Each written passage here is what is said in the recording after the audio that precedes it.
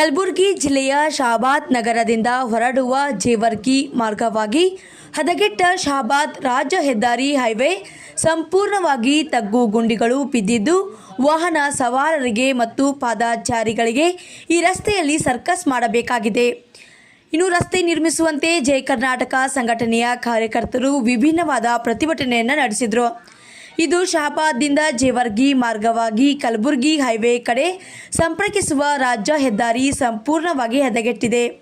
ಸಾಕಷ್ಟು ತಗ್ಗು ಗುಂಡಿಗಳಿಂದ ಕೂಡಿರುವುದರಿಂದ ದಿನನಿತ್ಯ ಯಮ ಸ್ವರೂಪದಂತೆ ರಸ್ತೆಯ ವಾಹನ ಸವಾರರು ಪರದಾಡುತ್ತಿದ್ದಾರೆ. ರಾತ್ರಿ ಸಮಯದಲ್ಲಿ ಸಾಕಷ್ಟು ಅಪಘಾತ ಸಂಭವಿಸುತ್ತದೆ.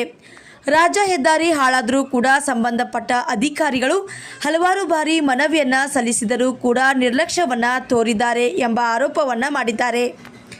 ಇನ್ನು ಸಾರ್ವಜನಿಕರು ಹಾಗೂ ಸಂಘಟಕರು ಸರ್ಕಾರದ ವಿರುದ್ಧ ಪ್ರತಿಭಟನಾಕಾರರು ನಡು ರಸ್ತೆಯಲ್ಲಿ ಸಸಿಗಳನ್ನು ನೆಡುವ ಮೂಲಕ ಜನಪ್ರತಿನಿಧಿಗಳಿಗೆ ಹಾಗೂ ಅಧಿಕಾರಿಗಳ ವಿರುದ್ಧ ಧಿಕ್ಕಾರವನ್ನು ಕೂಗಿ ಶಹಾಬಾದ್ ತಾಲೂಕು ಘಟಕದಿಂದ ಜೈ ಕರ್ನಾಟಕ ಸಂಘಟನೆ ಆದಷ್ಟು ಬೇಗ ರಸ್ತೆಯನ್ನು ನಿರ್ಮಿಸದಿದ್ದರೆ ಮುಂದಿನ ದಿನಗಳಲ್ಲಿ ಉಗ್ರ ಸ್ವರೂಪದ ಹೋರಾಟವನ್ನು ನಡೆಸಬೇಕಾಗುತ್ತದೆ ಎಂದು ತಮ್ಮ ಆಕ್ರೋಶವನ್ನು ವ್ಯಕ್ತಪಡಿಸಿದರು.